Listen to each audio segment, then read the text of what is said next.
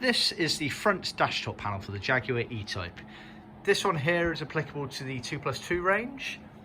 It's worth noting that the Series 3 Roadster also had a front dashtop panel which was almost identical to this, apart from it had a little divot just there for where the rear view mirror came out, extremely similar to that one there. And this was not always fitted to all the 2+2s. It kind of introduced around the Series 1.5, Series 2 area.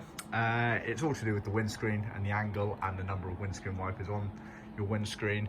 So this was introduced sort of roughly 1968-ish, around that sort of era.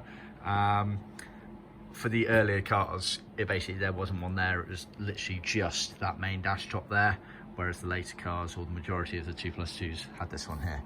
So our customer has sent us his old metalwork, which we stripped down, and then we've retrimmed it using our moulded dashtop panels. As you can see here, it's clipped on using these little clips here. You also use a bit of contact adhesive. Then on this back edge here, it hasn't been fully finished off because we have to join the panels together yet, but I thought I'd do a quick video beforehand.